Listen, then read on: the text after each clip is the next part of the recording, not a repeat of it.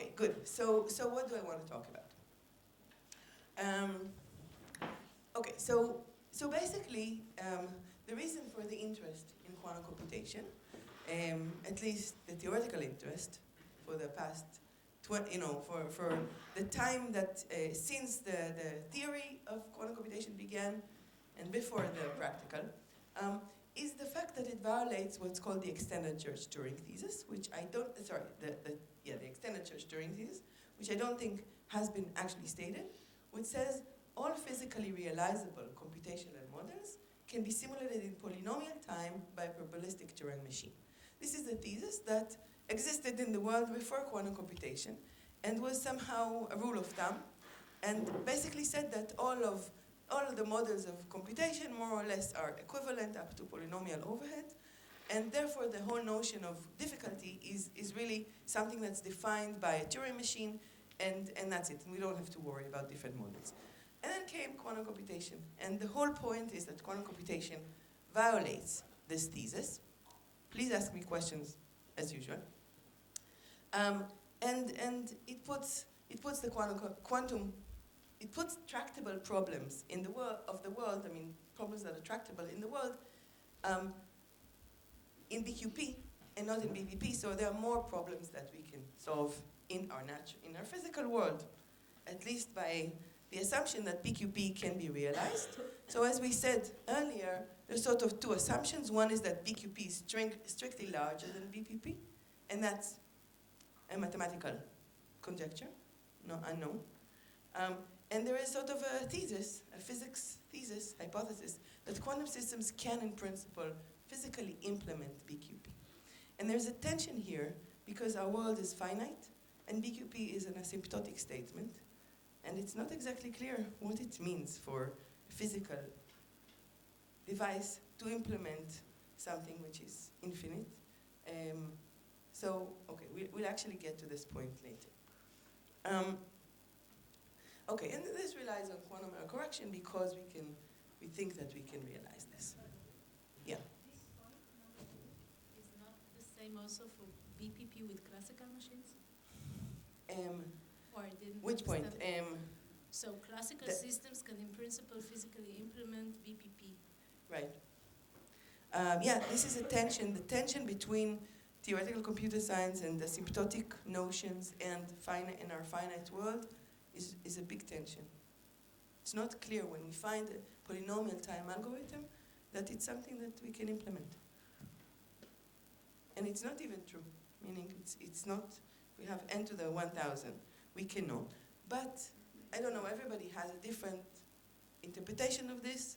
Maybe someone wants to say it, but usually one interpretation is by experience, the fact that we find polynomial algorithms means that there is structure in the problem. And usually when there is structure, you can exploit it and make it very strong structure and actually reduce the degree of the polynomial, and it becomes implementable. It's a whole discussion. Okay.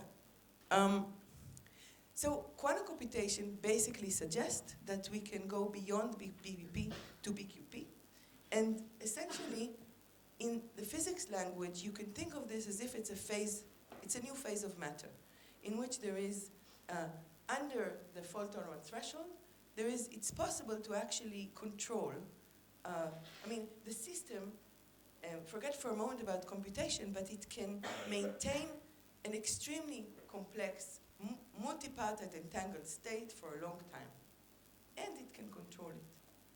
So local degrees of freedom can somehow collude together to maintain something that they don't even understand. Okay? They don't know, right? Global entanglement is something that they don't even see, but they maintain it.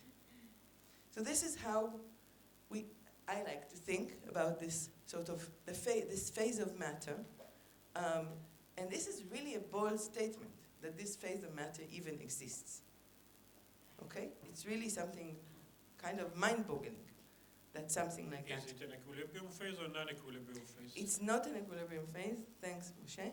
It's not an equilibrium phase because all the time there are corrections, and so it's not a Gibbs state. I'm not talking about necessarily a Gibbs state.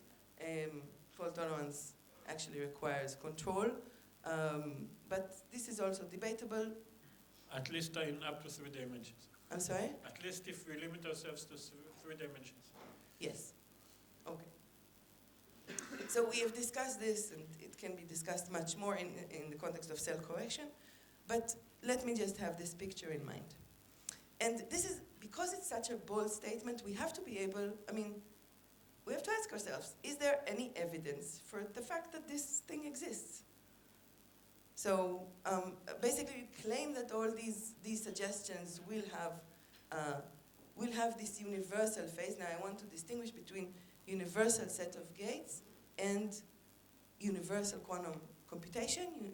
I mean that, okay, it's not exactly the same term, but we've talked a lot about universal sets of gates, but it will, these universal set of gates, if we can control them, they can actually implement universal or BQP complete evolutions, and this is what we're supposed to see at some point in the fault tolerance regime.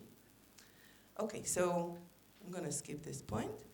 And so we have to ask ourselves, is there any evidence for this bold statement? And so 20 years ago or more, I had a very disturbing conversation with these two prominent computer scientists, Oded Goder and Madhu Suran, who basically challenged me. How do you know that we can do that?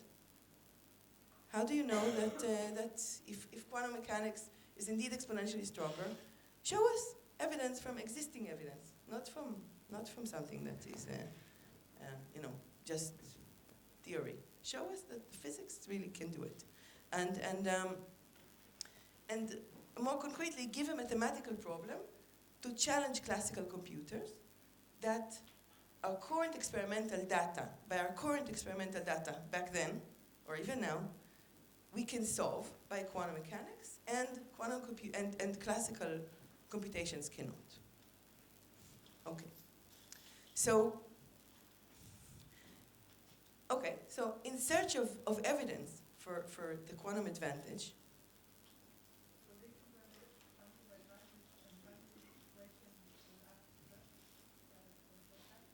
for me, not in this sense, but in the sense of, is there really evidence for that? The fact that there would be quantum advantage, which one it will be, and how it can be implemented, yes. But for me, I sort of, in this discussion, I was sort of sure I will just go to the physics. I actually did. I went to the physics department and I told them, give me evidence. I'll go back to I thought it would be an easy question because we already, physics is hard. So there should be an example. But the point is that there is no such an example because, at least not then, because there needs to be some computational problem. It's not just that the physical systems are hard to simulate. We don't know which problems they are computing. We cannot really say that they're computing, the model that we think that they do. So we are looking for, so this is sort of a way to try to phrase what they're doing, the question that they asked. We're looking for a problem that is conjectured to be super polynomially hard for classical computers, and that there is good evidence that quantum computers can solve it efficiently for large instances, so that quantum computation will indeed scale better than classical.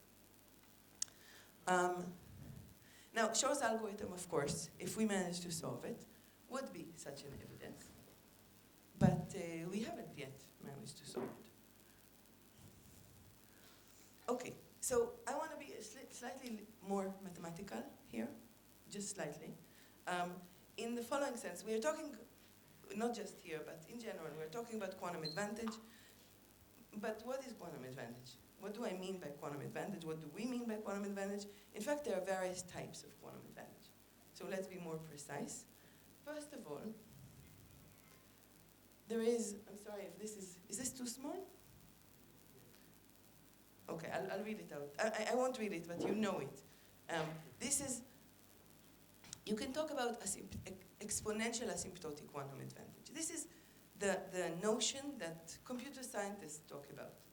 where SCN is the classical complexity of a certain problem for a fixed, for some input size n. So the function of n, and SQN is the quantum complexity. טוב, לכולם, לכל השורדים. sorry, English. English, יש כמה שורדים באנגלית גם? Yeah, I know. Thank you. English or Hebrew? English. Okay. So welcome to the survivors for the last day.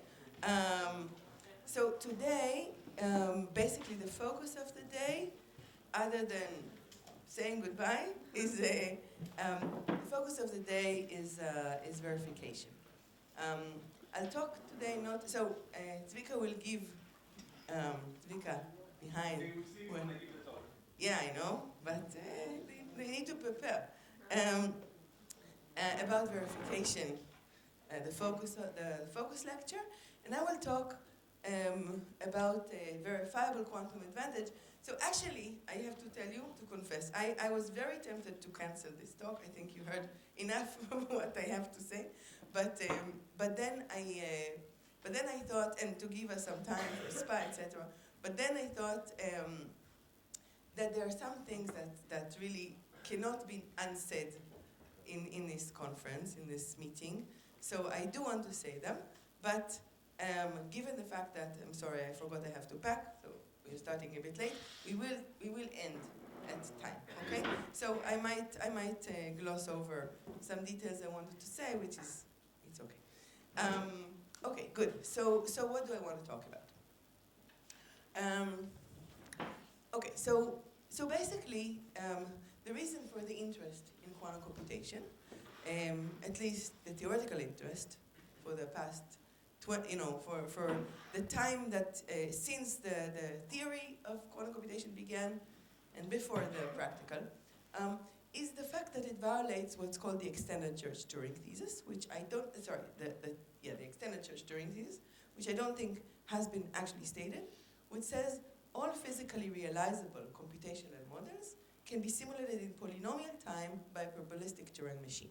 This is a thesis that existed in the world before quantum computation and was somehow a rule of thumb, and basically said that all of the models of computation more or less are equivalent up to polynomial overhead, and therefore the whole notion of difficulty is really something that's defined by a Turing machine, and that's it. We don't have to worry about different models. And then came quantum computation, and the whole point is that quantum computation violates this thesis. Please ask me questions as usual.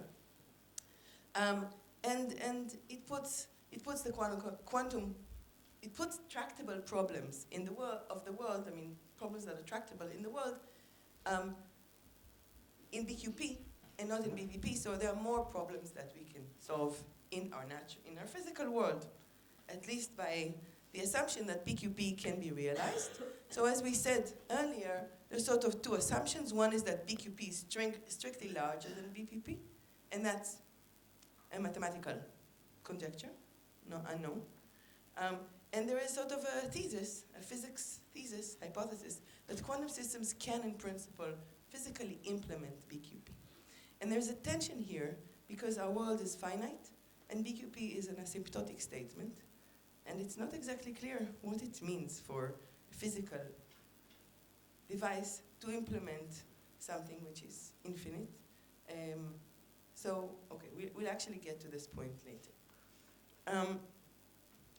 Okay, and this relies on quantum error correction because we think that we can realize this. Yeah. This point number 2 is not the same also for BPP with classical machines? Or I didn't Which point? understand. So classical systems can in principle physically implement BPP. Right. Yeah, this is a tension, the tension between theoretical computer science and asymptotic notions and in our finite world is a big tension. It's not clear when we find a polynomial time algorithm that it's something that we can implement. And it's not even true, meaning it's not, we have n to the 1000, we cannot. But, I don't know, everybody has a different interpretation of this. Maybe someone wants to say it, but usually one interpretation is that by experience, the fact that we find polynomial algorithms means that there is structure in the problem. And usually when there is structure, you can exploit it and make it very strong structure and actually reduce the degree of the polynomial and becomes implementable. It's a whole discussion. Okay. So quantum computation basically suggests that we can go beyond BPP to BQP.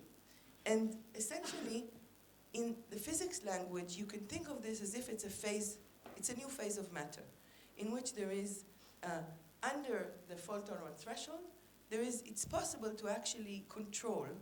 The system, forget for a moment about computation, but it can maintain an extremely complex, multipartite entangled state for a long time. And it can control it. So local degrees of freedom can somehow collude together to maintain something that they don't even understand. Okay? They don't know, right? Global entanglement is something that they don't even see, but they maintain it. So this is how I like to think about this sort of this phase of matter. And this is really a bold statement that this phase of matter even exists. Okay? It's really something kind of mind-boggling that something like that. Is it an equilibrium phase or non-equilibrium phase? It's not an equilibrium phase. Thanks, Moshe.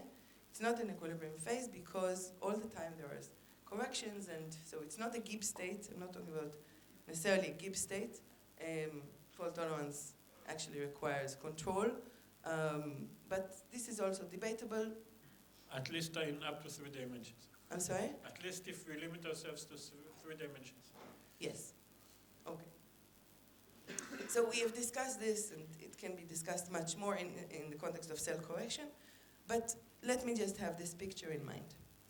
And this is, because it's such a bold statement, we have to be able, we have to ask ourselves, is there any evidence for the fact that this thing exists? So basically claim that all these suggestions will have this universal phase. Now I want to distinguish between universal set of gates and universal quantum computation. I mean that it's not exactly the same term, but we've talked a lot about universal sets of gates, but these universal set of gates, if we can control them, they can actually implement universal or BQP complete evolutions, and this is what we're supposed to see at some point in the fault tolerance regime. Okay, so I'm going to skip this point. And so we have to ask ourselves, is there any evidence for this bold statement? And so 20 years ago or more, I had a very disturbing conversation with these two prominent computer scientists, Oded Goder and Madhu Sudan, who basically challenged me. How do you know that we can do that? How do you know that if quantum mechanics is indeed exponentially stronger, show us evidence from existing evidence, not from something that is, just theory. Show us that the physics really can do it, and more concretely, give a mathematical problem to challenge classical computers that our current experimental data, by our current experimental data back then, or even now, we can solve by quantum mechanics, and and classical computations cannot. Okay. So in search of evidence for the quantum advantage,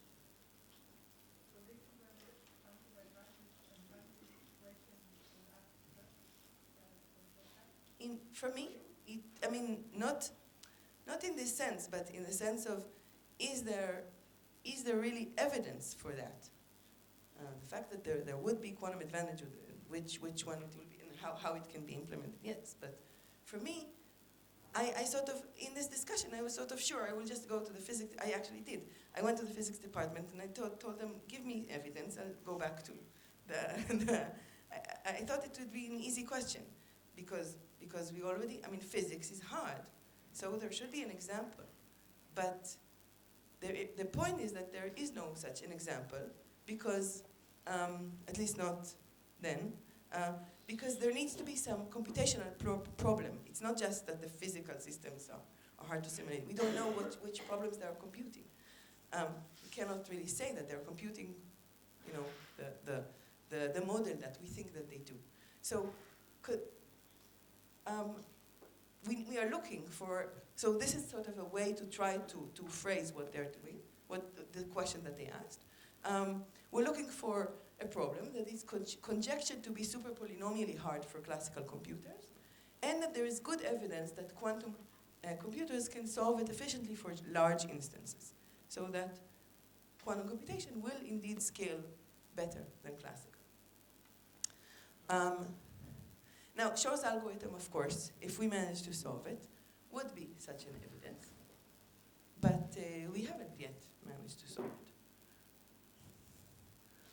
Okay, so I want to be slightly more mathematical here, just slightly. In the following sense, we are talking, not just here, but in general, we're talking about quantum advantage. But what is quantum advantage? What do I mean by quantum advantage? What do we mean by quantum advantage? In fact, there are various types of quantum advantage. So let's be more precise. First of all, there is, I'm sorry if this is this too small? Okay, I'll read it out. I won't read it, but you know it. This is, you can talk about exponential asymptotic quantum advantage. This is the notion that computer scientists talk about, where SCN is the classical complexity of a certain problem for a fixed, for some input size n. So the function of n. And SQN is the quantum complexity, and we measure complexity in the number of gates, for example. And you want to know how SCN compares to SQN asymptotically. Okay, so if it compares, never mind, it's either exponential or polynomial or somewhere in between. We say it's exponential advantage, asymptotic advantage if it's related exponentially, and polynomial if it's related polynomially. Okay? Questions about this? This is something that we all, I mean, we all are supposed to be familiar at this point. Okay, good. So finite quantum advantage, however, is something different. And people actually, when we're talking about experiments, this is what people are talking about. Finite quantum advantage is actually something that's much, much, much harder to define. Because it's I don't know, it's a, actually, maybe someone here can try to define it better. So these definitions were actually, since in Kedma we are actually,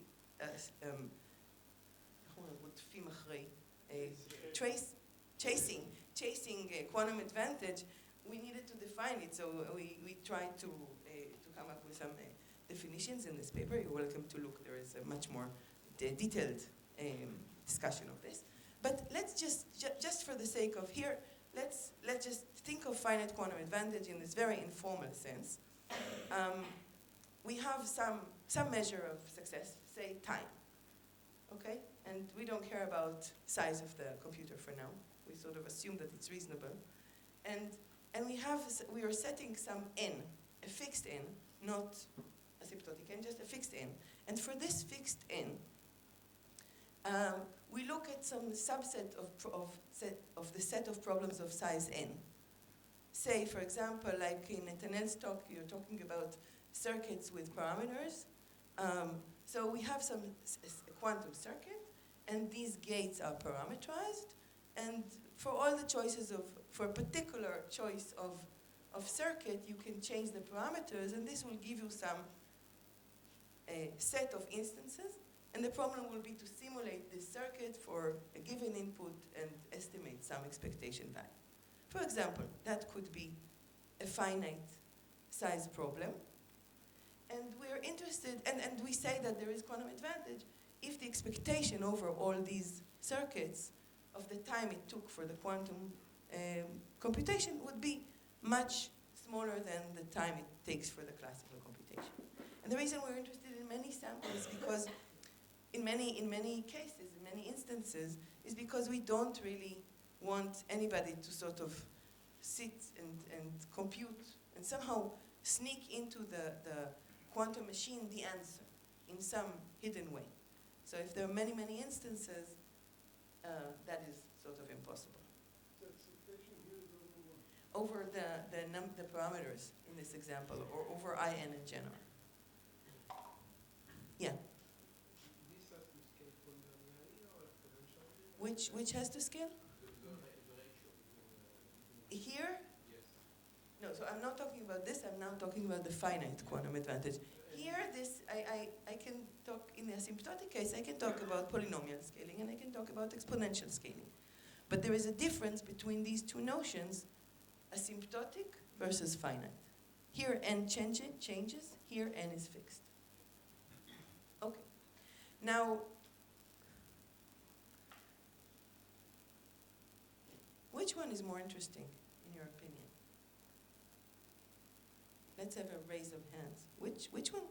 Like, who thinks that asymptotic exponential advantage is more interesting? And who thinks that that finite is more interesting? Okay, I can guess that it's about half long. I actually don't know. The reason I don't know is because finite quantum advantage, in some sense, okay, first of all, none implies the other. Because you can have exponential, you can have asymptotic quantum advantage, in BQP, and BQP can be different than BPP, but it can be unimplementable, or it can be that the constants don't work, or it can be that our world is too small and that the constants that are required are trillions and trillions, and we will never get there, etc. You can also have finite quantum advantage, which does not come from asymptotic quantum advantage. For example, if somehow the quantum processors work much faster, or there is some sort of finite edge effect, some edge effect that in some small regime it does work, but it doesn't work asymptotically.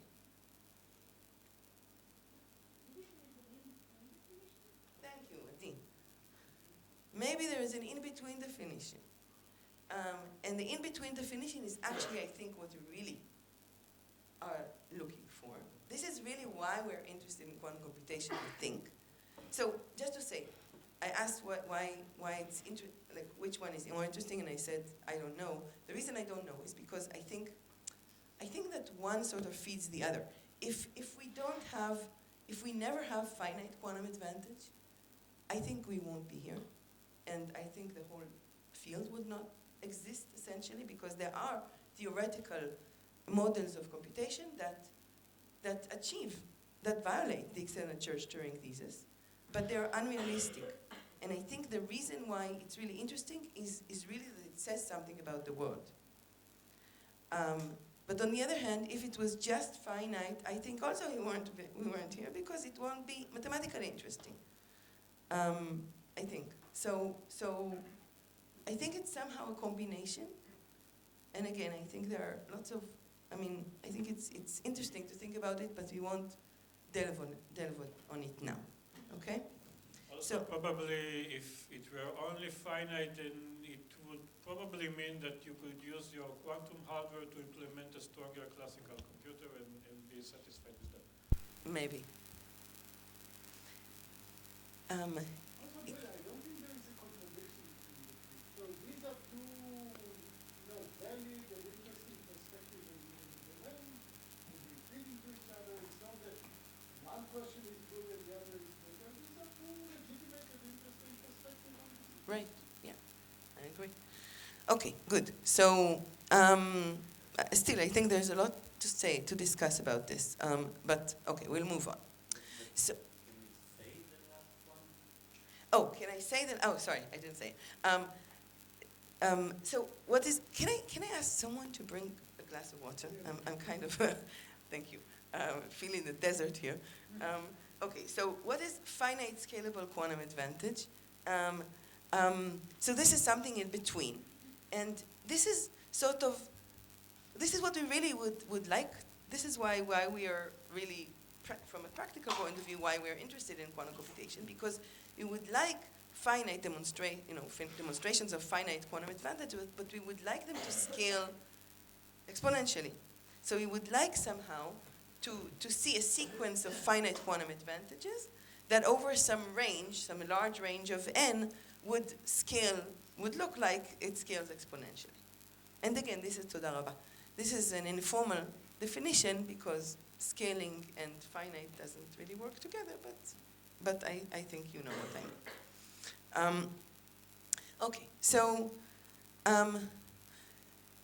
in search, so let's go back to this question of Oded and Madhu, now 20 years later,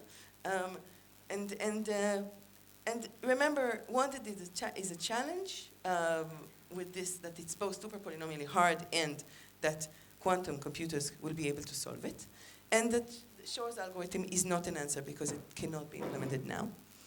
And the subject of this talk, which I will just touch upon each one of them, is there are three inherent difficulties here in the search of quantum advantage. And each one of them poses an interesting mathematical question. I won't phrase it exactly mathematically, but if you push a little bit, it is underlying some mathematical question. Okay, the first inherent difficulty is that there are no fault-tolerant devices yet. And the question is, do we even expect quantum advantage, at least the one that's coming from the asymptotic origin, without error correction? So we are asking about the power of very noisy quantum systems, and the question is, do we expect such an advantage? And this touches upon stability, touches upon the question of whether physical systems without error correction can still somehow support hard evolutions. Okay, so that's, yes? That's the mitigation that Nathaniel showed yesterday, right? So wouldn't that be enough to not get to the polynomial regime, but to get an advantage over the classical computation of Shor, just for Shor? Just for sure? I mean, you want an advantage that you can do now. You can do Shor So, very... since we didn't really talk about error mitigation, I'm not going to talk about it here. It's a big question. There is a full paper that we wrote about error mitigation and the connection to this. Since we didn't really understand the notion of error mitigation here. but it's not clear that it solves this It problem for us. definitely is not clear. And the same question works for error mitigation. Okay? So I'll explain this, yeah? This is just titles of the three topics in the talk. Then the second topic is average versus worst case hardness. This is sort of, so just to say, even if we think we have that we have solved this issue, we have a candidate that is asymptotically hard, we know that it's hard to come up, sorry, I'm using hard and hard, but it's hard to come up with, it's difficult to come up with problems that are really hard. I mean, problems can be hard in the worst case, but maybe very easy on average. And so this is an issue of actually demonstrating the advantage for hard instances.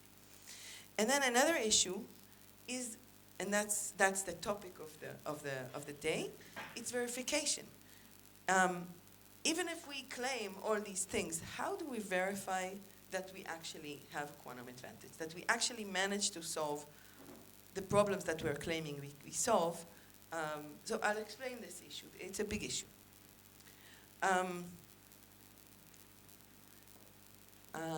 Okay, maybe I extend it in one word here. What do I mean by, why is it hard to verify? Well, the whole point is that if we have a quantum computer, it is the whole idea is that it can compute things that we don't know how to compute.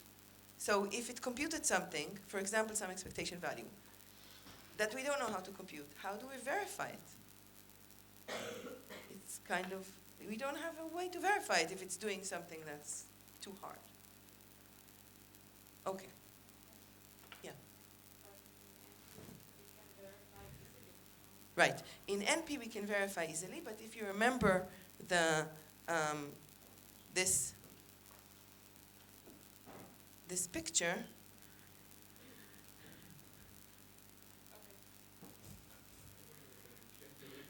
Sorry?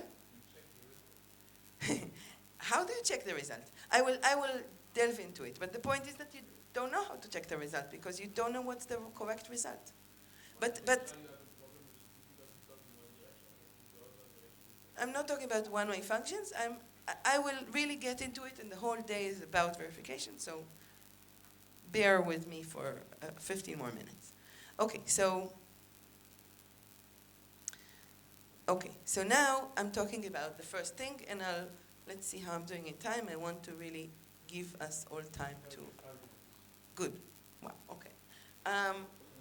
Okay. So no fault-tolerant devices yet. What do we do with noisy quantum computers? So this is what.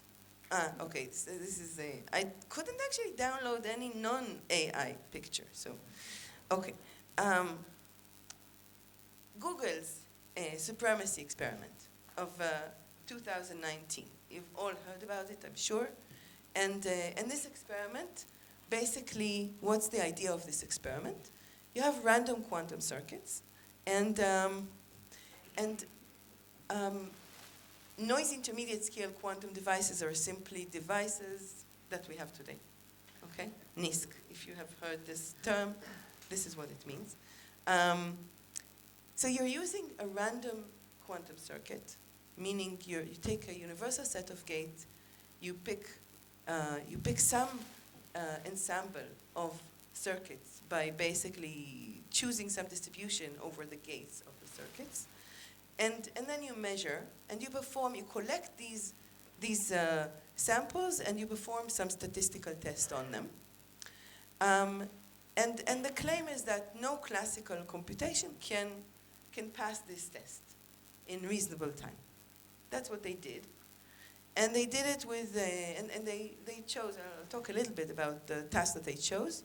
And they managed to, and they claimed that they worked on 53 and another Chinese group worked on 60 qubits, and since then it's been increased.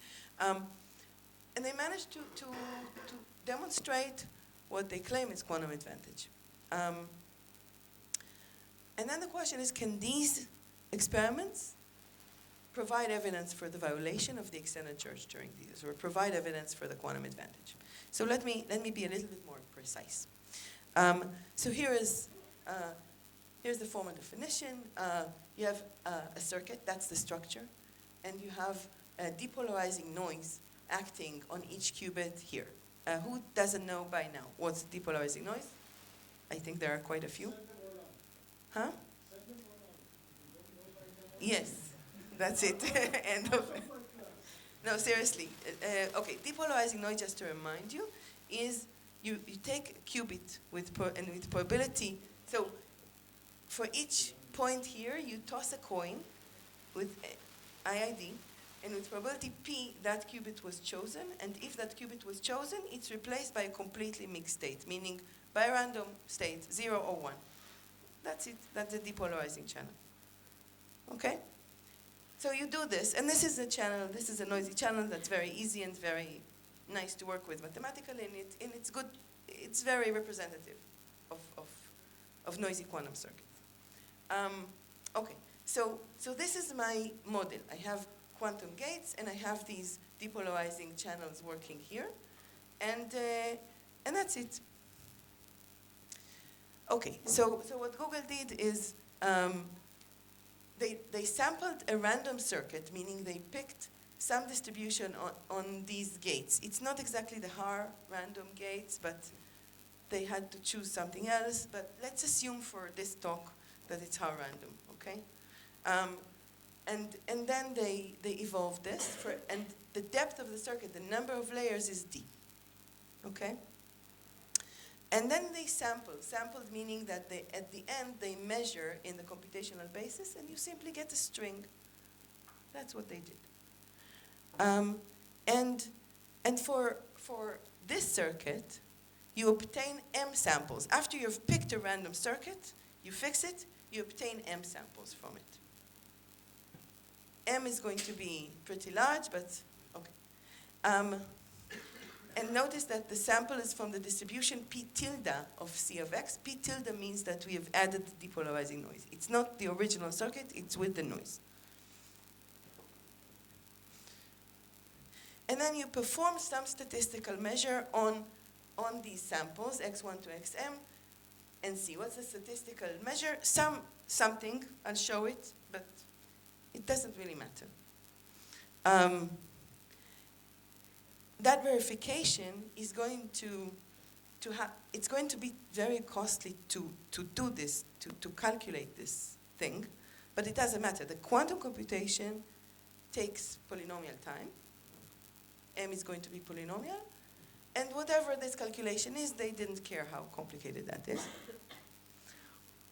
And you repeat the procedure for a new circuit and a new circuit, and then the output.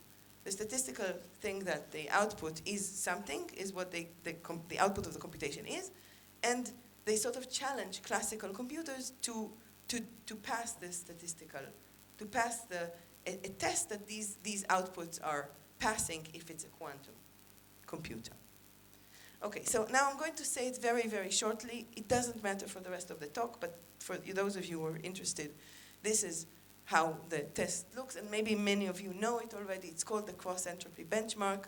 Just ignore it if you are not familiar with it, but basically the statistical test is this. You have to average over all inputs for a given distribution P, with respect to a circuit C, the test that they need, the value that they need to calculate, the test is going to be related to this value, is the average over all X, n-bit strings, times of the probability for X to appear given the circuit, times the probability of X with respect to some probability distribution. And it turns out that for a random circuit C, where this P is the output probability distribution of the circuit, this thing is close to 1, and for P, the uniform distribution, it's just 0.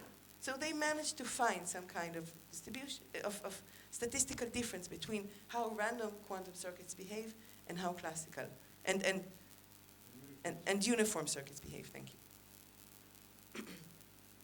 For the sake of people who are interested in random quantum matrices, or random unitaries, essentially, if you look at a random unitary, it defines an output probability distribution, and with in a very concentrated way, most of the unitaries will output a distribution that's called Porter-Thomas for the physicists, and it's not a uniform distribution, and this is what they use, okay? And so they managed so they have some statistical test, and there were claims that this statistical test is hard. I won't say why. Okay. Forget about the test. Forget about the last slide. In a recent paper, not a recent, in a 4 years ago paper, what we managed to show is not a very complicated argument that shows that basically for random quantum circuits, you can actually simulate any statistical test. Meaning, you can basically simulate the random circuit and output and compute a statistical, and basically simulate any classical, any quantum evolution that runs a quantum circuit and in a noisy environment and samples and performs some computation on it. In other words, let me say it more clearly. I'm not defining what anti-concentration is, but it's some, I don't know, if somebody wants me to define, I can define. But it's a property of the distribution of the circuits. And under some property of the distribution of the circuits, basically that all the quantum circuits, that the distribution is such that it's anti-concentrated. It's not uniform, but it's close to that. So under some condition on the distribution, there is a classical algorithm that on input a random circuit C on n qubits outputs a sample from a distribution that is epsilon close to the noisy output distribution P tilde of C in total variation distance, and that this works for 99% of the circuits. And it works in time, which is polynomial in n and 1 over epsilon. How does it scale with the noise? Like 1 over epsilon. It scales horribly with the noise. Horribly, like 1 over P. For no noise, you would fail, I assume? Yes. So, yeah, if the noise is small, if P is small. It scales like 1 over P in the degree of the polynomial. Okay, so for now, just in the degree of the polynomial. in the degree of the polynomial. The O of 1 is 1 over 4. Yeah, it's 1,000 basically. Okay. Dorit, not that I'm claiming that I see how to do this, but why shouldn't we think that this is to be expected, you know? Why shouldn't we think that it's to be expected? You know, if you like first heard this, I would say, okay, I will write a simulation on it. And Good. I'll show exactly. I'll show it exactly where do I fail. But just let me just say again, what is it? What is the claim? The claim is that we can take a random quantum circuit like that and output a distribution of strings of m samples, which is in total variation distance epsilon close to the right one. And epsilon is something that we can control. We can take epsilon to be much smaller than 1 over m. So basically with m samples, you cannot distinguish between this. So the name of the game is Google tells us how many samples they're going to use, m, and we choose epsilon to be sufficiently close so that they cannot win, okay? And epsilon is just 1 over m. So it's polynomial if they're using m, which is polynomial. So we find a classical efficient simulation of what they do. Okay. Why does it fail? So Feynman path integral is how, in general, one would try to simulate a noisy quantum circuit. So you have a quantum circuit, U1 to UD. These are the layers, not the gates. And you would write it, Feynman path integral says that you can write the desired output. This is a BQP complete problem to calculate this thing. As you stick in these projections on the strings. So I think by now we already can write down this, that sum over x in 0, 1 to the n is, this is a projection, it's the identity. Good. So we just stick in the identity everywhere, and we get, this is called the Feynman path integral in the formulation of bits. Okay?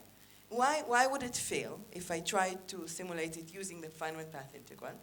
Because basically, I don't see any, if I'm now putting noise here, the noise will propagate in a variety of ways, and I have no difference between this path or this path. So I have exponentially many paths, and I have to sort of go over all of them. There's no connection between this representation and the noise. However, there is a formulation which I think everyone that is interested in noisy quantum computers should know, which is the Feynman path integral in Pauli basis.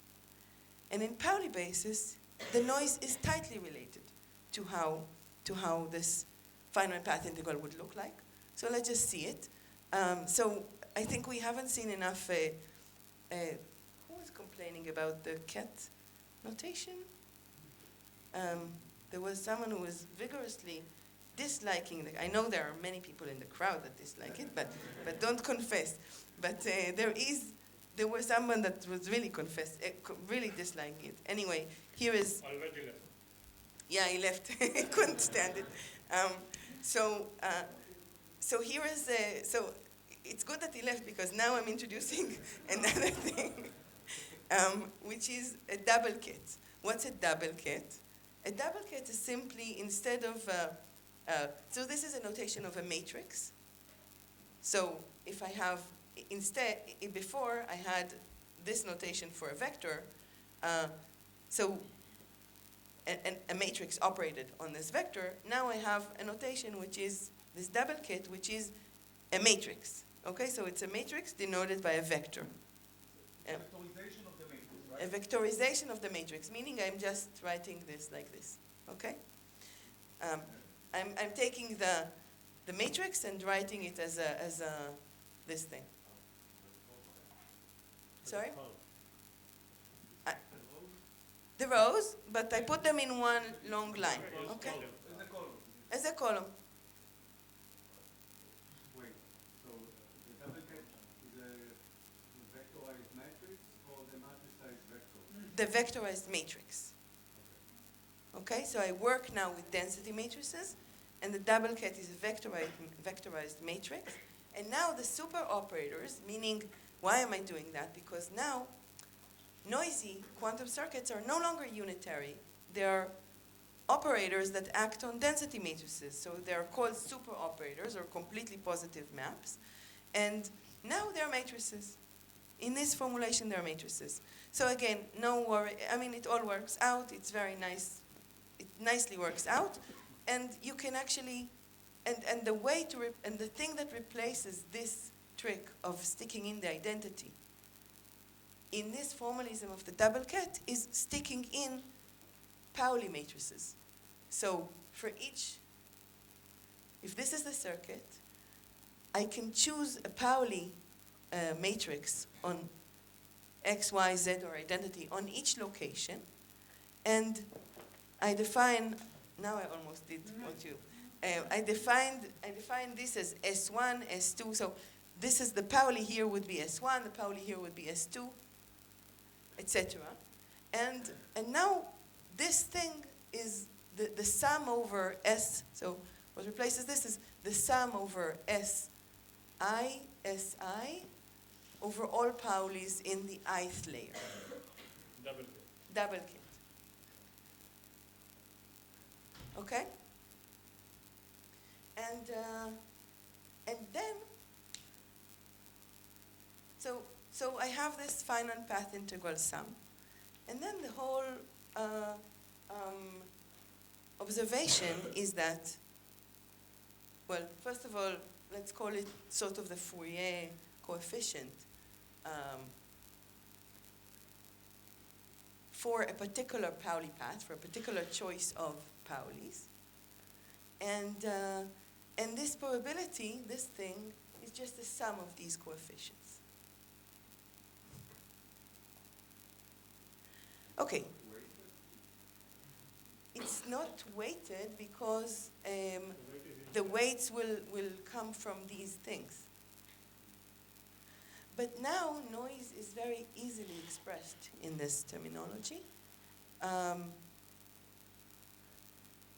Depolarizing noise, if I write it as an operator, this is what it does. It takes an operator A to 1 minus gamma, P, the probability for an error, times A plus trace of A. You can check that if A is a density matrix, then epsilon on the density matrix is 1 minus gamma times rho plus gamma over 2 times the identity. But if you apply it on a Pauli,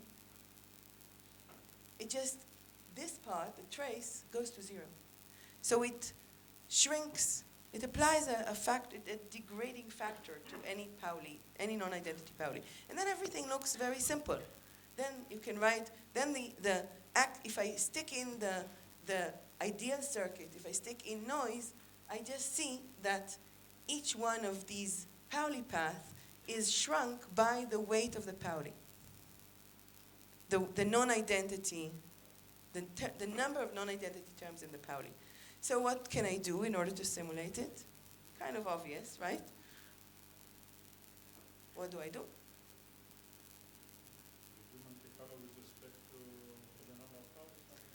No, I truncate. I just throw away all the large Pauli path because it's exponentially degrading in the size. So I truncate. I can just take only Pauli path of size log n. Now, if you're nutty, you will say, okay, n log n choose log n is not polynomial, and right, it's not polynomial. You can actually, but you can do another idea. Forget about what's the idea. It's not interesting here. Okay, you can basically enumerate the Pauli path so that it is actually polynomial. This whole thing works. I just want to warn you. It's not working for any quantum circuit. Because this method works in the case where there's also fresh qubits, also qubits that enter the system. And therefore, it cannot work in general because it would enable a simulation of fault-tolerant quantum computation. It works for random circuits. Where the randomness enters is because in this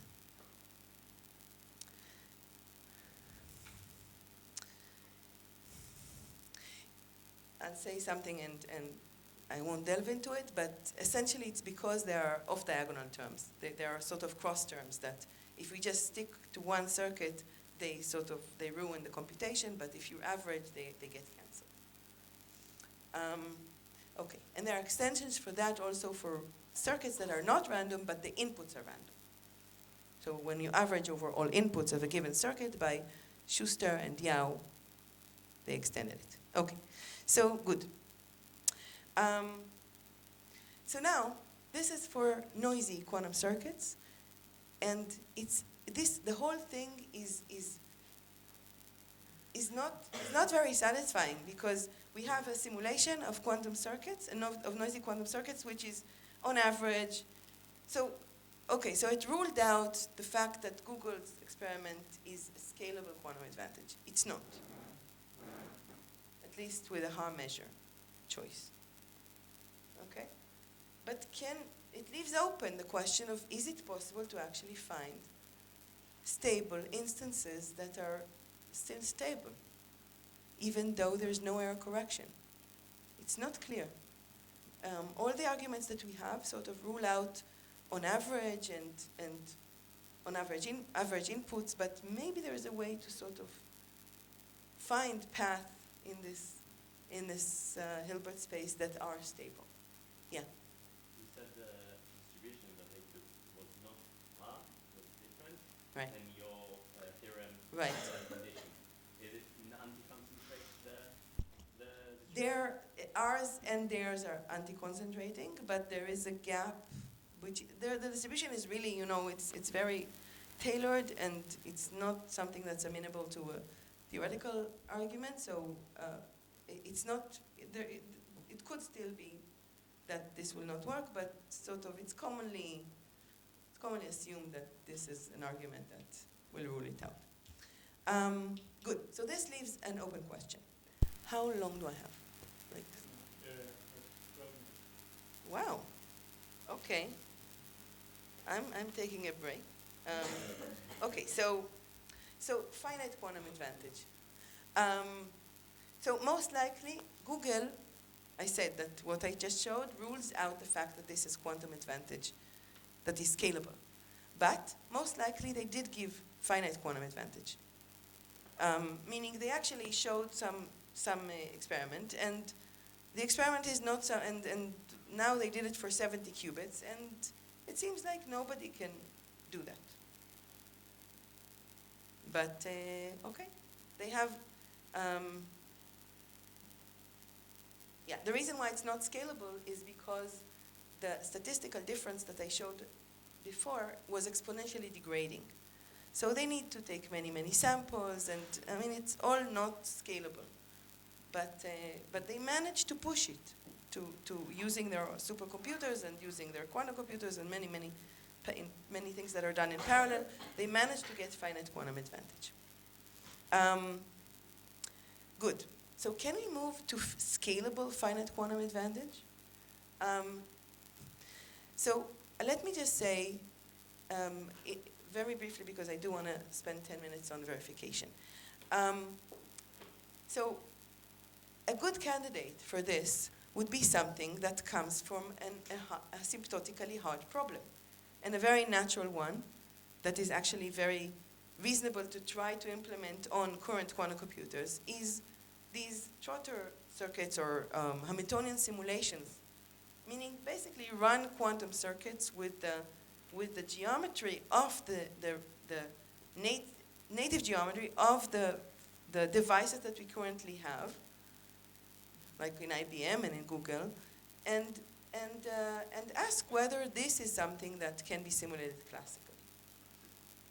And if you move to large enough sizes of circuits, you will get something that is not simulatable. And Both of these are limited by the noise. Both of these are limited by noise. you mean the Google and this one? Yeah, both of them. Yeah, both of them are limited by the noise. Yeah, and so for that we have Kedma and the other companies to do what Netanel. I think you mentioned error mitigation, but again, I'm not going to talk about error mitigation. Both of them will be scalable. Right? If one is scalable, if you remove the noise, both of them are scalable. So No, Google's experiment will not be scalable because their experiment is inherently, even theoretically, the statistical difference goes to something which is exponentially small. Okay, so this is just one slide I want to show about experiments that were done recently. In fact, I don't know, 3 weeks ago, something like that, by Kedma and by IBM and basically, Netanel, do you want to say what's done here? Okay. So this is a simulation of a physical model. It's called the transverse field Ising model in 2 dimensions on the heavy hex lattice. This is the lattice that is the geometry of the IBM device, and we can see here we measured magnetic correlations in this system. And the x-axis is kind of physical time. This is a number of Trotter steps. The y-axis is the value of this correlation. Correlation is expectation value of some operator. And you can see here, we tried to simulate it with 2 different methods. Classically, one of them is based on tensor networks, and it's called using a contraction with a method called belief propagation, something that actually Tai Arad started. This is this one. And the other method is doing sparse Pauli propagation, kind of Which back is propagating observables. Yeah, similar to what I Dorit explained earlier. explained. And you see that they stop agreeing at some point. And this is the real results. Exactly. And Right. yeah, okay, thanks. So you see that we have arrived. We are scratching the surface. We are already into the regime of quantum advantage. And if you think about it, this is really, really remarkable. Forget about how it's done. Error mitigation is something that is not scalable in a way that's really satisfying. It's exponential. It's mildly exponentially scaling, but it's really amazing that we are probing the high complexity quantum regime of tens of qubits, and there seems to be consistency with the theory so far. And I think that it's fair to say that quantum mechanics has never been probed. I'm not just talking about this experiment. There are many, many experiments like that. Quantum mechanics has never been, the quantum community has reached a point where we're probing regimes of quantum mechanics that have never been probed before. So this is really remarkable. Okay. But now I want to spend some time on verification. How do we know that these things are correct? And how do we know at all that what we will do in quantum computation is correct? And, okay. So there is an inherent difficulty with verification. I explained it before, I want to explain it slower now. What's an experiment? An experiment is something that you have some initial conditions on the physical system, you have some theory, you let the system evolve, you measure it, and you compare it to something that you compute by the theory, and you compare and check that it's okay. This is sort of a very basic scheme of an experiment. I call it the predict and compare paradigm. Now the thing is that with quantum mechanics, you cannot do one side here. The left side is something that is not possible to do, assuming that BQP is not equal to BPP. Simulating the theory is impossible. So we cannot, or at least with sufficiently large instances. So at least, so what this means is that we cannot use the predict and compare paradigm for quantum mechanics, which basically means that we cannot efficiently test or verify things that happen in what I call the high complexity regime, where we cannot simulate it. We cannot simulate it where we cannot simulate it, okay? So the question is, how do you verify? And one should, in order to get an answer to this, maybe a good place to start is to ask. I just said in like 50 minutes ago or something that Shor's algorithm would be a way to test it. But I just said now that it cannot be done. Shor is in NP. Well, So you can check the answer. exactly. But I want to say it in slightly, so Moshe says Shor is NP, so I can check the answer. But I want to say it in a language which is relevant to the next talk and relevant to the extensions of this. And the language is that if you look at Shor's algorithm, it's not in the predict and compare paradigm. You don't actually predict the answer of Shor because you don't know P and Q, the factors. What you do is you check that the factors are correct. You verify. So this is an instance of a very, very important notion in computer science, interactive proofs.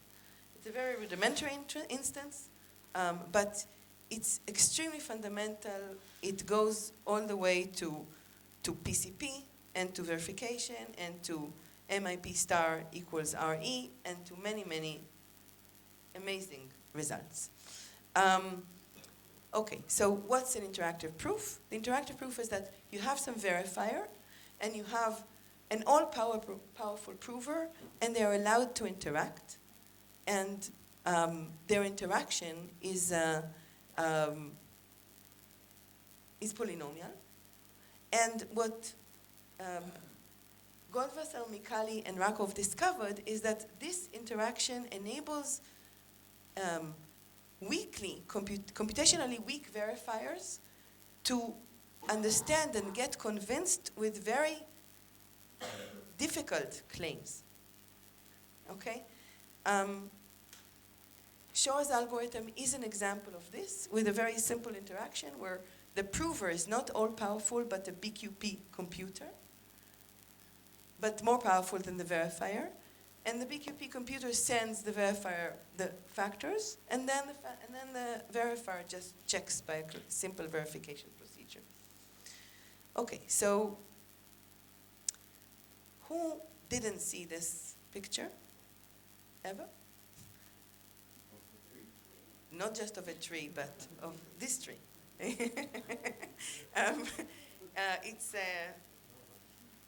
There is a very beautiful story of how interactive proofs help. So who didn't hear it? I just want to know if I...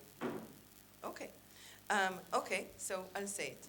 So I'm a magician, and I know how to count the number of leaves in that tree, that rare tree behind us, in the blink of an eye. So I tell you it's 100,000 leaves. Now, you want to verify me. You can go and count, which will take you the same time it will take you a long, long time. But a different way to verify is to use randomness.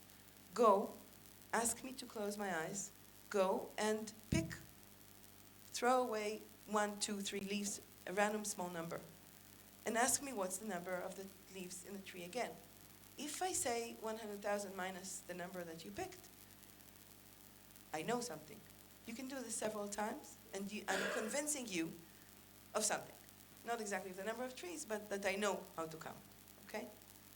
Good. So this adds randomness and interaction into the picture, which means that you can now be convinced of things that you cannot do on your own.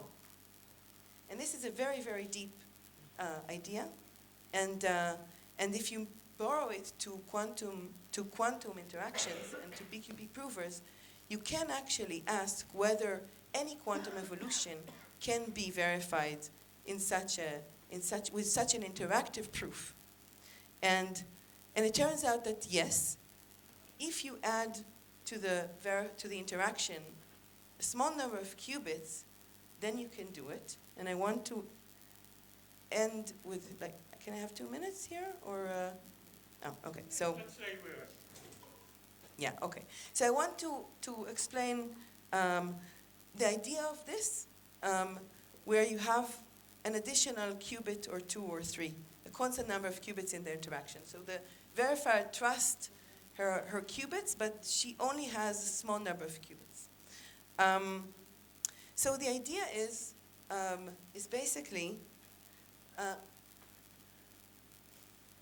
how can I trust a prover to compute something that's very, very hard? So the idea is that we're going to use random Reed-Solomon codes. And I'm going to ask the prover, I'm the verifier, and I'm going to ask the quantum computer to work on Reed-Solomon codes like Miki was describing 3 days ago. Polynomial codes. Let me move to this picture. So I'm going to send the prover states in a polynomial code, but shifted by some random bits. So adding to it random multiplications and random signs. And the point is that I'm going to sort of guide the prover to work on the encoded states without knowing what the code is. If the prover doesn't know what the code is, if it tries to do something wrong, it will get out of the code. Since I know what the code is, I will be able to catch the prover. And the point is that Reed-Solomon codes have such nice structure that the prover can work on a code and the unshifted code, whereas I, on my end, I can sort of correct what it does on the side and look at it as if the prover worked on the random code. So it is computing on the random code, but it doesn't know it, and it cannot really. Because of that, it cannot stay in the code space. So that's basically the idea. This is using qubits, but a small number of qubits. And the big question is, can it be done classically without any qubits at all? This is a big question in the field. I conjecture yes. Zvika conjectures no, I think. But we'll let him say that, maybe. And a very big breakthrough by Mahadev and others was that you can do this classically under cryptographic assumptions. Zvika will talk a lot about this, but I think I'll end here.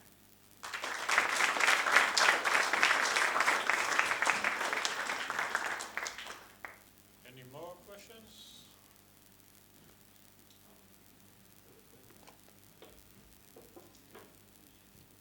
How much more expensive is the prover you mentioned than the computation?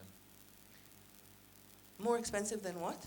Like how much more work it needs to do in order to prove Compared to what? to the computation itself?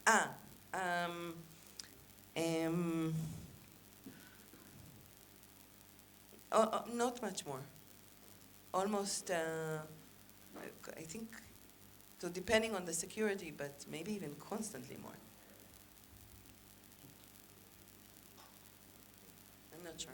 Okay, last question if there is any. And, okay.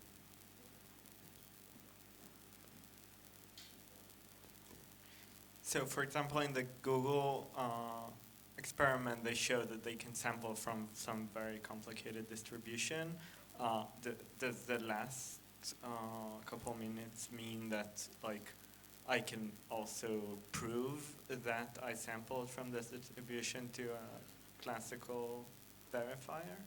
If they do it in this way of encoding in a code, which means that they need to work on many more, not many, but like a few more qubits, not just a few, but multiplied by some small factor, and